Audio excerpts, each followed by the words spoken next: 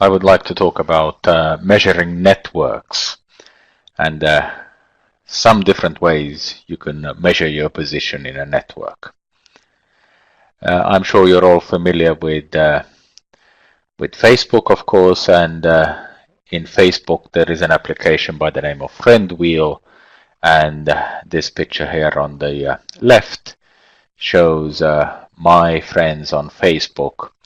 And you will see also who are friends with each other. So the yellow and red ones are clustered here as friends, and the blue ones are clustered here as friends. And this is a characteristic of networks. Your friends are often also friends with each other. And this friends are friends with each other is known as clustering. Then this is something I picked up from a Coursera course, and the reference is written on the slide. And here we have a network of 6 people, and the question is, who is in the best position in the network?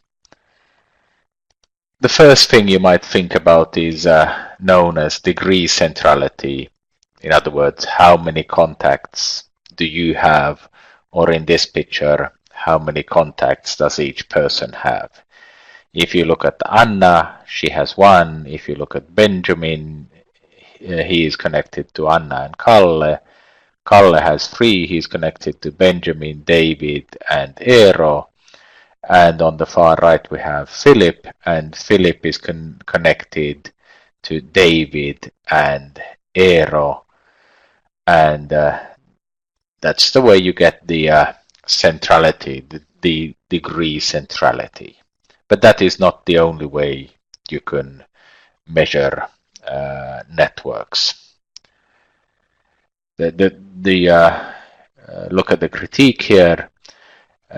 Intuitively, Kalle should be in a more central position compared to, for example, David and also Eero, who both have 3. So how do we change that? And then we come to the next way of measuring, and this is known as closeness centrality. And the way to think about this is, am I in the center? So to calculate closeness centrality, what you do is you choose a person, you search for the shortest route from the chosen to all others. Then you count the average, and then you do 1 divided by the average. And in this example, I have taken Anna, and Anna to Benjamin is 1, Anna to Kalle is 1, 2, Anna to David is 3, Anna to Eero also is 3, and Anna to Philip is 1, 2, 3, 4. And if you calculate 1 plus 2 plus 3 plus 3 plus 4, and then divide by the number of people Anna was connected to, which is 5, and then you convert that, in other words, flip it around, you get 13 over 5, and you convert that so it's 5 over 13. And in a similar way, you could calculate all the others, and this is what you would get here. Anna would be 0.385, Philip at the far end would be 0.455, and then Benjamin and Kalle would be the most connected, 0.714.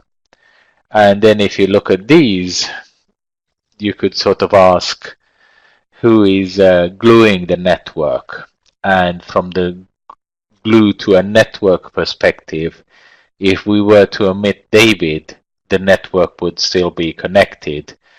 And if we were to omit Eero, the network would be still connected. So in a sense, this closeness centrality is giving a bit of a too big a figure or number to David and also Eero.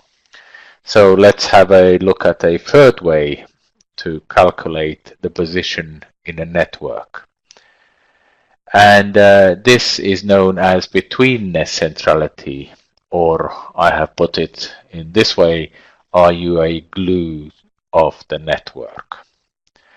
Now, this is a bit more difficult to calculate, and you start by choosing a person, in other words, Kalle, and after you have chosen Kalle, you choose a pair of nodes, and you actually go through all the node pairs, and you search for all the shortest routes between a node pair, and then you ask on how many of the shortest routes is the chosen person, which in our case was Kalle.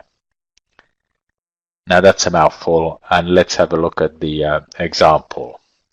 So we chose Kalle, and after that we choose a pair of nodes, and we start off with Anna and Benjamin. And there is one shortest route between Anna and Benjamin, and hence you have A, B, and 1. And on how many of these shortest routes is Kalle? Well, he's on none of them, and hence we have 0. And then what you do is you 0 divide by 1, which equals 0. But then if we look at Anna and David, there is one shortest route between them, and Kalle is on that route. So you have AD 1, 1, and then you divide the 1 by 1, and you have 1. Then you go along to Anna and Eero. There is one shortest route between Anna and Eero, and Kalle is on that route, so again you end up with 1. To Anna and Philip, there are actually two shortest routes, either through David on the top or through Eero on the bottom, and Kalle is on both of those routes. So you have Anna Philip 2, 2, 2 divided by 2 equals 1. And when you add all of these all together, you get 3. Now, what you have to do, of course, is count all the others, and so put Benjamin in the central position, David in the central position, and Eero in the central position, and then keep on counting. And this is what you end up with. Kalle gets 6, Benjamin gets 4, Anna 0, Philip 0, David 1.5, and Eero 1.5. And from the perspective of being central, in other words, the glue of the network, Benjamin and Kalle are more of a glue than David and Eero, and of course Philip and Anna at the edges are not a glue of the network. And in this perspective, you can see that there are degree centrality, the three measures we used here, degree centrality, closeness centrality, and betweenness centrality. And this is the final summary of the results. And this is not to say that one of these ways of measuring is better than any other, but they all give a certain view or certain perspective to the network, and therefore these different ways of measuring network position are used to get insight into the network. Thank you.